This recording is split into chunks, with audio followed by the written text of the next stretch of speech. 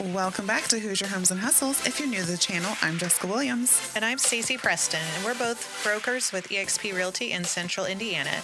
If you're passionate about real estate, be sure to like and subscribe to join the hustle. Today, we are continuing our Battle of the Burbs series. Any ideas what we might be talking about? I mean, you're giving away a pretty big clue over there, Stacy. Yeah, I figured so. All right, that's right. Each episode will chat with a local agent about their hometown to get the inside scoop. What's great, what's not so great, and what you need to know if you're considering a move to that suburb. Today, we're spotlighting, if you haven't guessed it already, Brownsburg.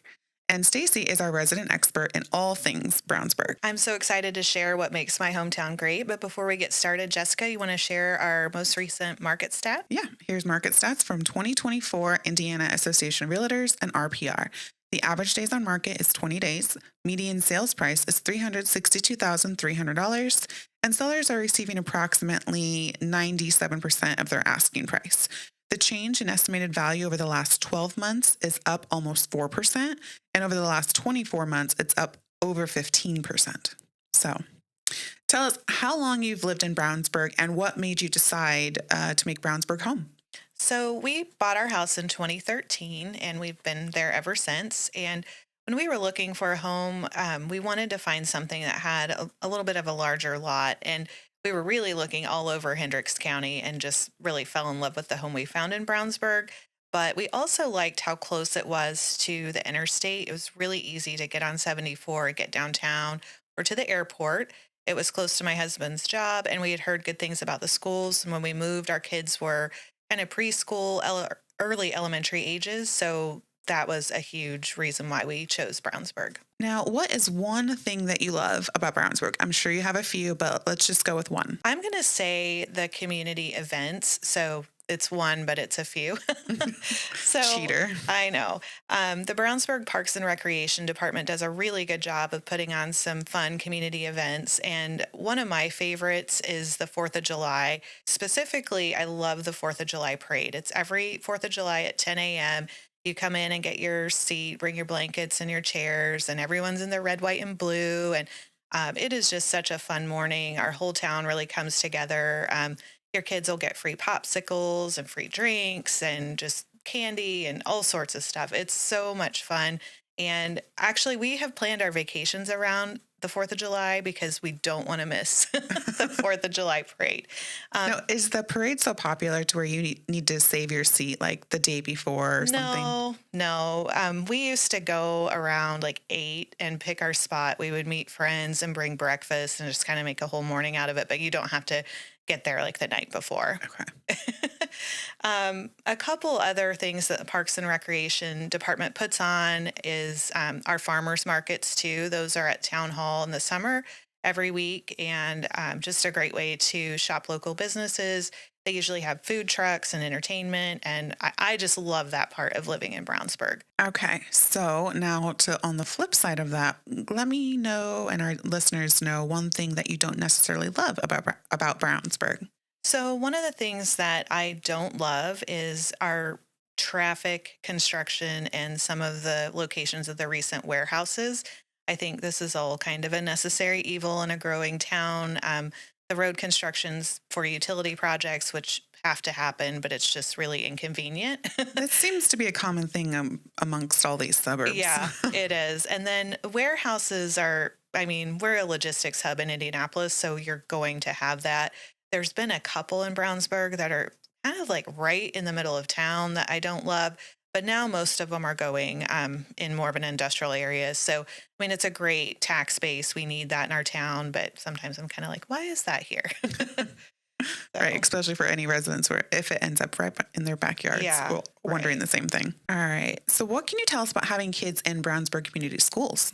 Okay, so when we moved, our kids were, like I said, preschool and early elementary ages, and now they're in high school. So I could probably talk a lot about the schools and may give you more information than you want. But so our school district is a big school district. I want to kind of explain how they're laid out. We have 8 elementary schools, 2 middle schools, 1 high school, and then we also have an early childhood development center, a non-traditional high school, and Alpha, which provides additional behavioral and social supports for students that need it. Our district has over 10,000 students, and the high school has over 3,000. And the high school is actually gearing up with construction, which I'll talk about later, to house basically 1,000 students per class, so 4,000. Even with it being so big, it is we have a 99.6% graduation rate, which is awesome. And we're consistently ranked number one in the state for reading and math I-Learn scores. And also, a lot of the other school rankings were usually in the top 5 of the state on different things. So it's a really strong school district. Okay, so as a realtor, one question I get asked a lot if a family is moving to Brownsburg is, what school should my kid go to as far as elementary schools? And sometimes I'll get clients that are already in Brownsburg and they really want to stay at their elementary school, but they want to buy a bigger house and, stay in that. And I actually discourage that because all of our schools in Brownsburg are A rated. So if you are limiting your home search based on elementary school, there's 8 of them, right? You've just split the market into 8 pieces. That means your inventory is going to be really limited. Right. And I know that the concern is that, their kids are comfortable at that school, but Brownsburg does an awesome job of keeping all of their grades on basically at the same place every day.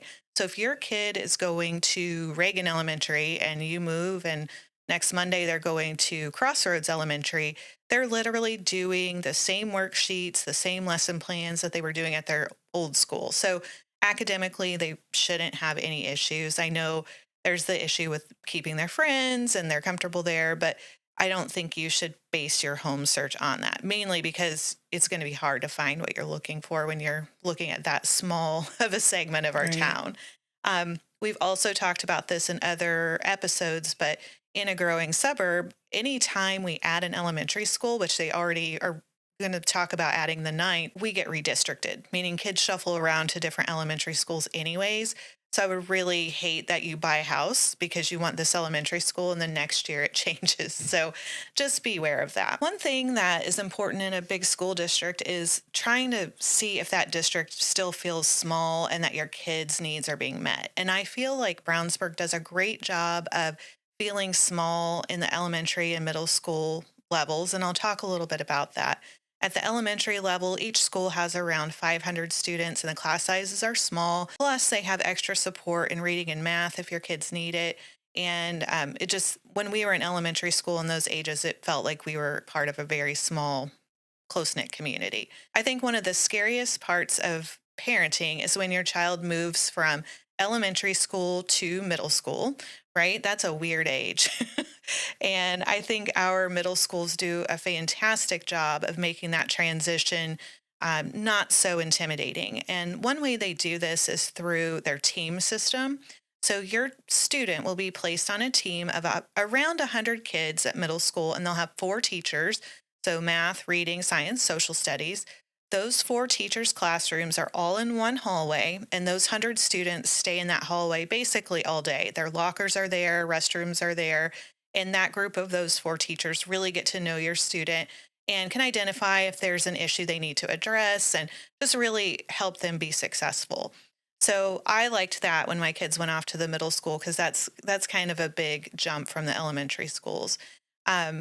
Once they get to high school, there's really no way around them being at a big school, but there is a similar team system at the high school where they're on their team, like let's say Team 2026.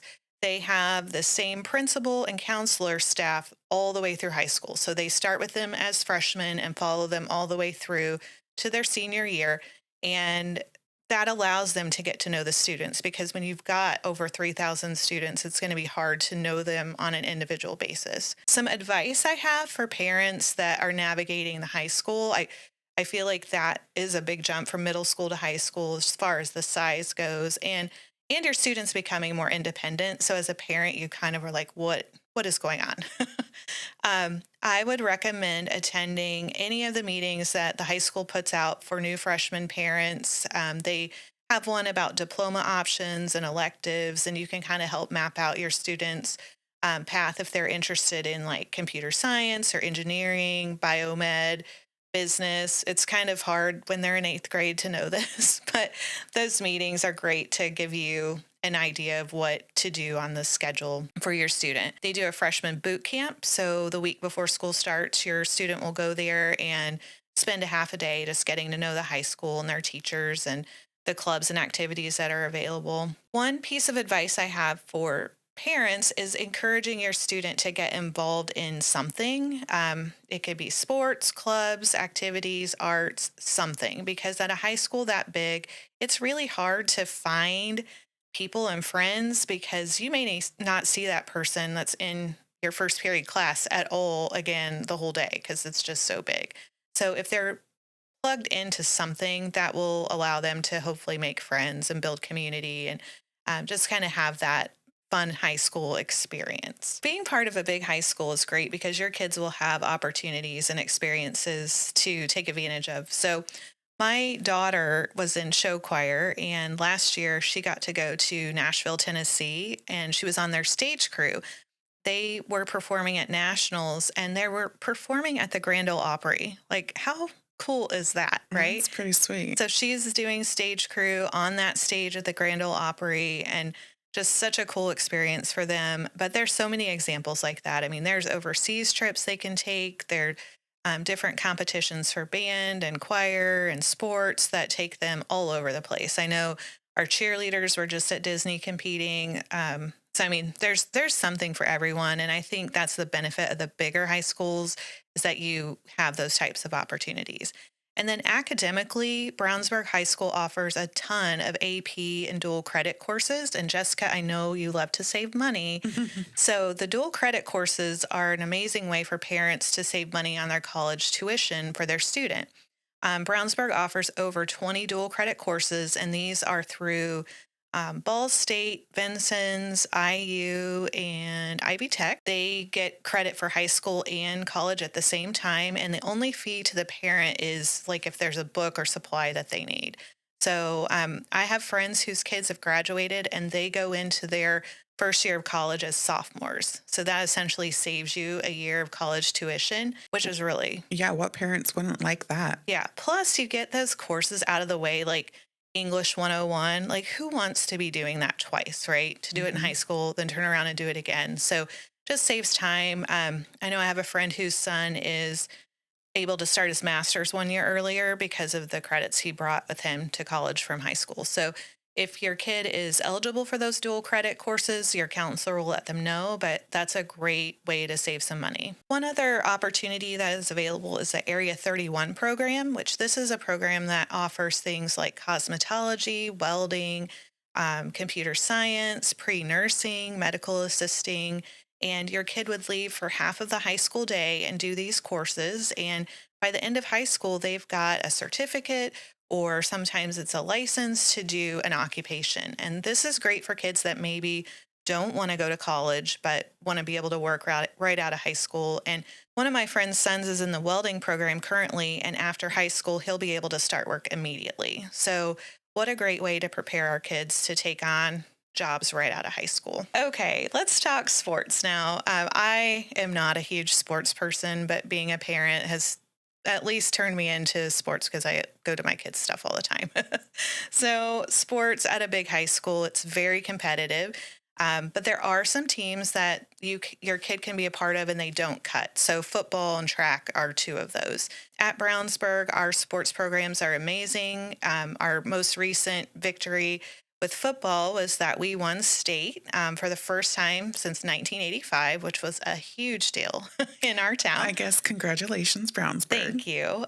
Even though I don't love sports, I went to the game. It was at Lucas Oil Stadium, and it was the most amazing game. I was so proud to be part of Brownsburg.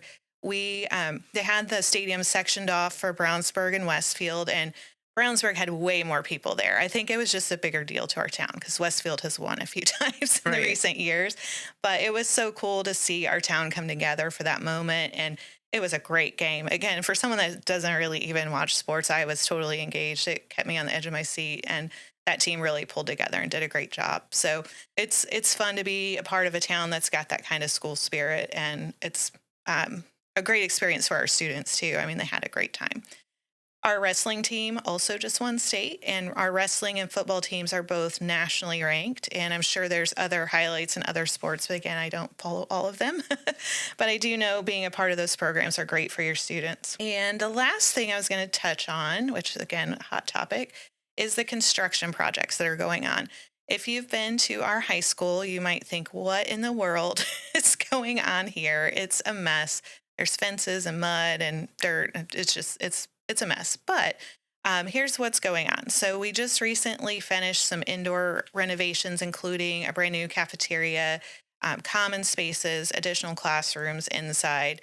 Now we've shifted to some athletic and facilities updates, which included an aquatic center.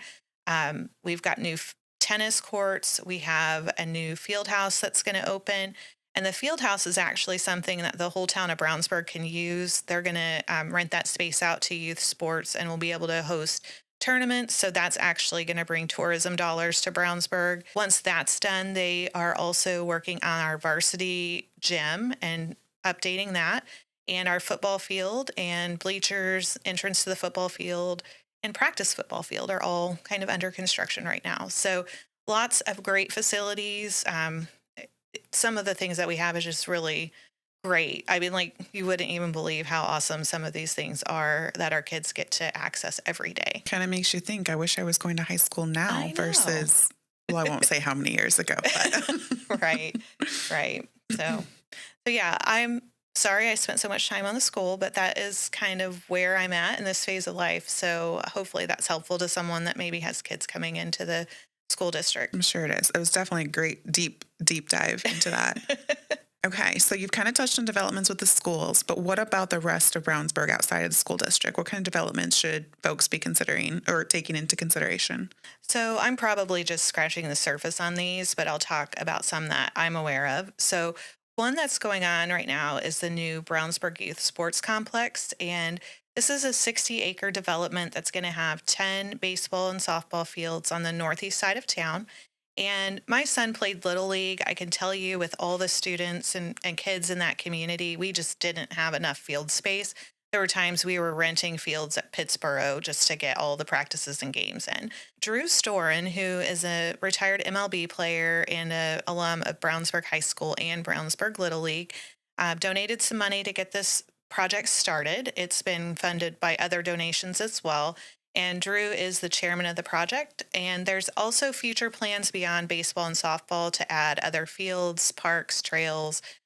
So it's going to be a really great addition for our community. The next one I'll talk about is our Ronald Reagan Parkway extension. Ronald Reagan Parkway connects Hendricks County to Interstate 70, the airport, through Plainfield, Avon, and Brownsburg. It connects to I-74 and eventually will connect to I-65. So for our county, this is a great road to just give us connectivity, cut down on our commutes, and get us to where we need to be quickly. This is also the corridor where most of the warehouses are going, so that's our industrial tax base there. But the project now is being extended in Brownsburg from 600 north to 750 north. There's a bridge, an overpass that's going over some railroad tracks, which again help with cutting down on traffic times. And along that, we're getting a new Meijer, which is kind of a big deal for Brownsburg because we currently just have a Kroger and Walmart. Those are our only two, well, and an Aldi. So those are our grocery options. This will give us a nice big super center to shop at. And I'm sure that will also bring in additional retail and restaurants around that. And then eventually that will connect further north through Brownsburg. So those northern communities will have access really all the way to I-70 in the airport from Brownsburg. So cutting down on those commutes is always nice. One of the developments we have that's getting a lot of buzz in the community is we are getting 2 Wawas. Have you ever been to a Wawa?